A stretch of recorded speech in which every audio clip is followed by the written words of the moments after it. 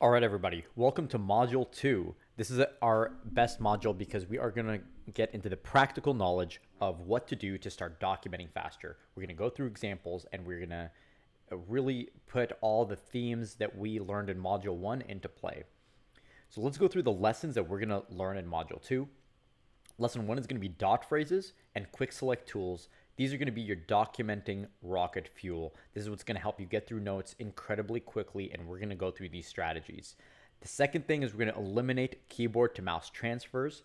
We've already seen a quick example of that, and we are going to emphasize that again and look at more techniques to perform well in this regard.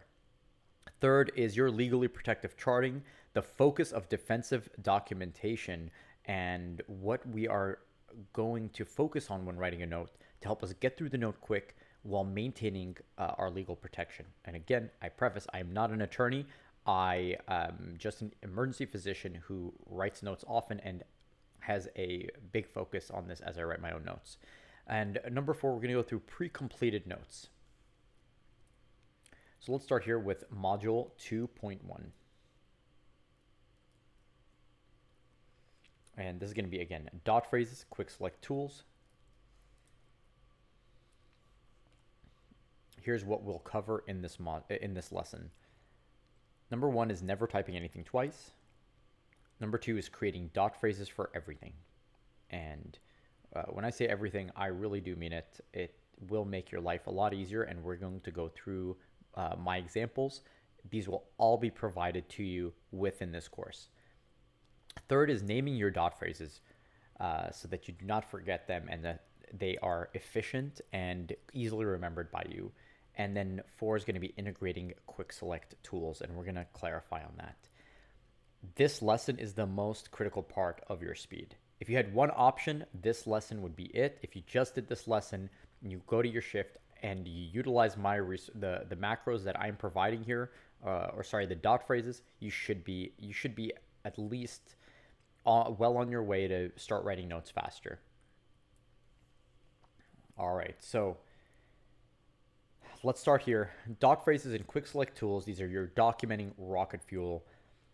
Again, please never type anything out twice. You're going to build an arsenal of mix and match dot phrases, and we're going to go through examples of this. If you are typing out whole words, you're not taking advantage of the systems available to you. Most EMRs have some sort of dot phrases or expansion documentation, and if not, there are resources online that provide that as well. In terms of creating dot phrases, we're going to create dot phrases for even trivial words. For example, typing out otherwise is a very lengthy process. Typing out unremarkable is a very lengthy process. And we need to be able to type those with 1 or 2 keystrokes, 3 keystrokes, as opposed to maybe 10 keystrokes. Naming our dot phrases is going to be key because it can be hard to remember all these dot phrases, and so we want to keep it simple when we name them. We want to start the section with the section you use them in. So if, for example, you're going to do an HPI for a baby, you want to say dot HPI baby. If you're doing a C-spine, a negative C-spine exam, you want to do dot physical exam C-spine. If you're doing anything EKG related, you always want to start them with dot EKGs. And you can take out these crutches later as you become more seasoned with your dot phrases, but this will help you keep them in mind and not have to burden yourself with trying to remember all your dot phrases. And again, making sure your dot phrases have Quickselect Tools included, and this is going to be critical as well.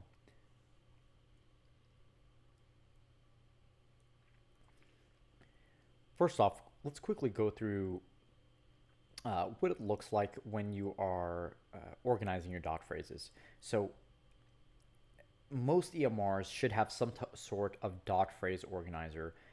In this particular EMR, we have it in the corner up here, and I will show you where it is.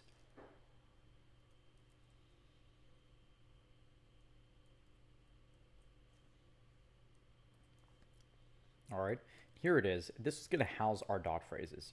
And just for quick reference, your interface will look something like this as you're creating your dot phrases. There will be some sort of addition sign, and there will be some sort of itemization of all your prior dot phrases. Now here you can see I have I have about 350 dot phrases here, and when I do, I will show you how they're organized. For example, if I were to put in a dot physical exam, dot PE, right? I have my dot phrases here for certain physical exam findings. I want to make sure this is visible here.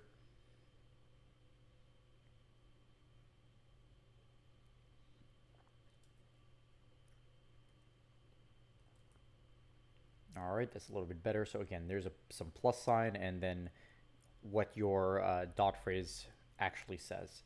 So as I put .pe, we will see here that there is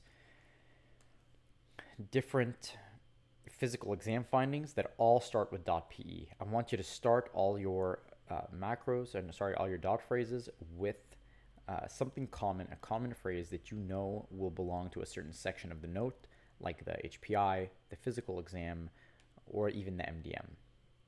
Okay. Mine already do that for you so that you can just transport them over right into your own notes and right into your own EMR if you would like. Another thing is I mentioned of not typing anything twice. So I do want to show you it is important. So even things like otherwise, unremarkable, we want to be able to quickly type those out. As you see, they make things much easier. In fact, if we have a patient and we are going through their past medical history and meds, we never want to type out denies again, right? So if we can just hit .d and it brings up our denies, now we are able to get through that much quicker. And if they, for example, do smoke marijuana, we want to make that quick. We do not want to be typing out that whole word, right? All right, so that is just a quick example of how we do not want to type out words. We want to create combinations of dot phrases that we can continue to utilize for mix and matching our HPI. And we're going to go through this in future parts of this course as well.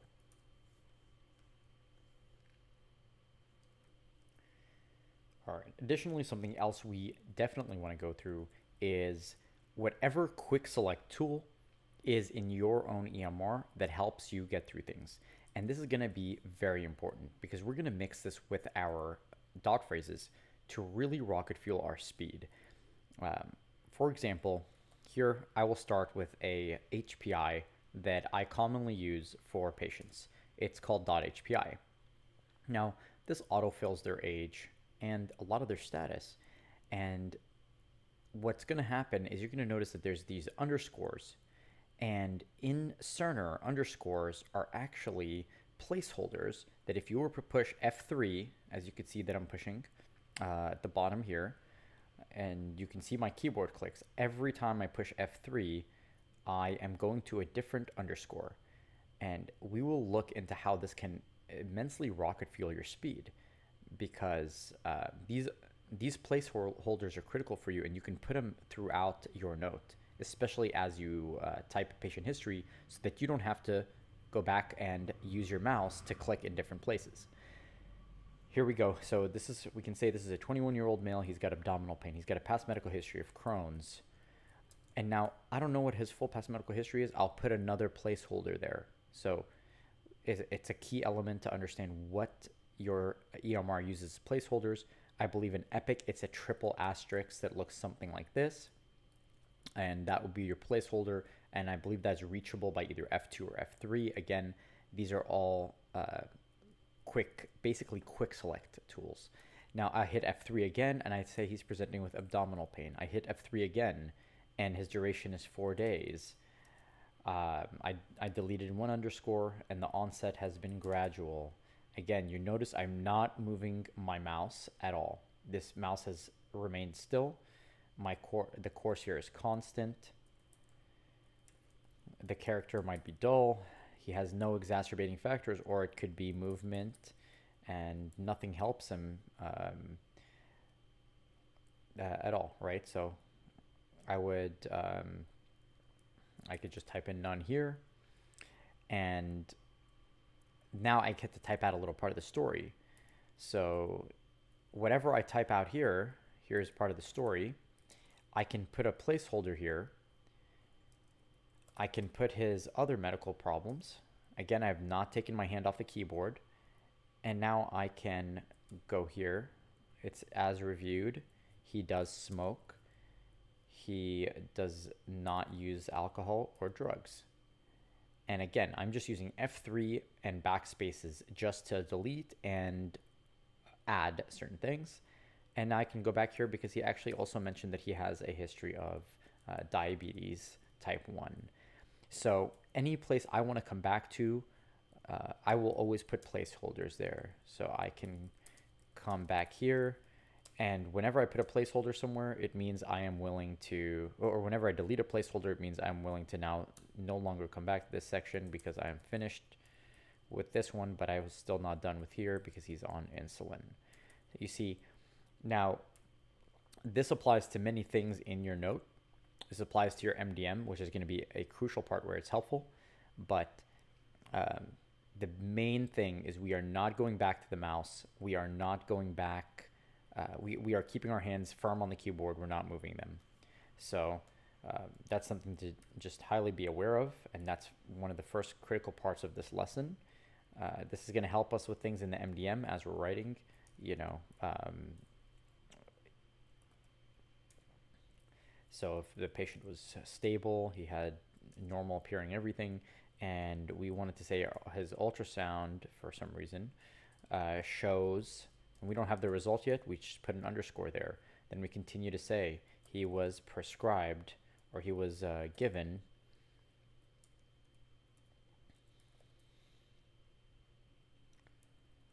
so we can just say given Bentel, CT normal. But I want to, the key element is here. Once we go back to ultrasound, we can put it right back in here. And the point of this illustration is just to show how valuable these underscores are in this note. So if we're going to admit him, we again have an underscore here for abdominal pain.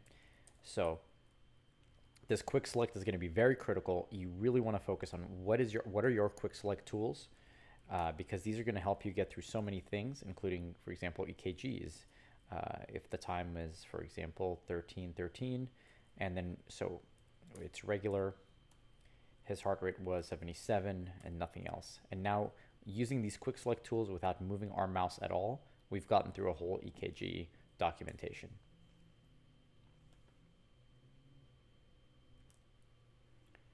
All right, so now that we've gone through the importance of these quick select tools and how to use them, and we've additionally shown how it's important to categorize your dot phrases and to make dot phrases for words that would seem trivial, like otherwise and unremarkable, because they will help you with your flow, we'll continue on here. And our next module will be module 2.2.